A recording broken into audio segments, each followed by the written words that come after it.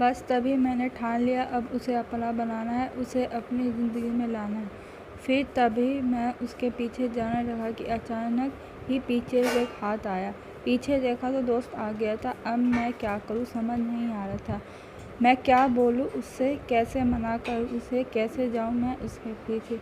मैं इसी सोच में लगा रहा, तब तक वो मेरी आंखों से दूर जा चुकी थी।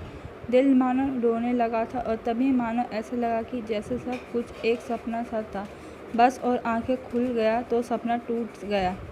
मैं वहाँ से चला गया अपने दोस्त के साथ, लेकिन पूरे रास्ते बस उसी के बारे में सोचता रहा।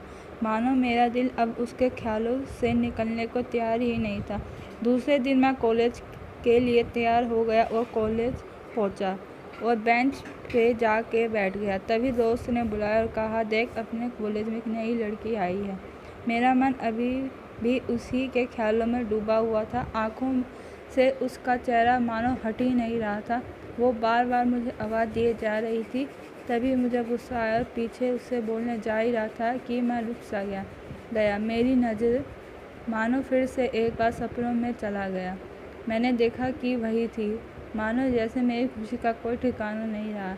मैं खुद को रोक ही नहीं पा रहा था और मेरे समझ में ही नहीं आ रहा था कि मैं क्या करूं, क्या बोलता। मैं बस जाके अपने दोस्त के गले लग गया और हंसने लगा। तभी पता चला वही वह नई लड़की है जो कॉलेज में आज पहले दिन आई थी।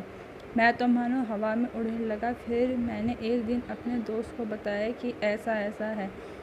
उसने कहा जाके बोल दे उसे अपने दिल की बात। लेकिन मैं डरता था कि वो क्या कहेगी, क्या लगेगा उसे। यही सोच के मैं हमेशा रुक जाता था। मैं सोचने लगा था कि कहीं वो मेरी बातें सुन के मुझसे दूर ना हो जाए।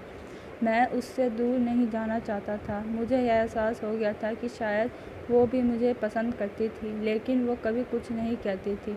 उससे लगता था कि मेरे मन में उसके लिए कुछ नहीं है, लेकिन वो क्या जाने कि पहली नज़र में देख के ही मैंने उसे अपना दिल दे चुका था। दिन बीतते गए, एक अच्छे दोस्त की तरह साथ रहते और बात करते हैं, लेकिन ना कभी मुझे हिम्मत हुआ उसे कुछ भी कहने का, और ना ही वक्त बीत गया और इस तरह हम लोगों की पढ़ाई पूरी हो गई।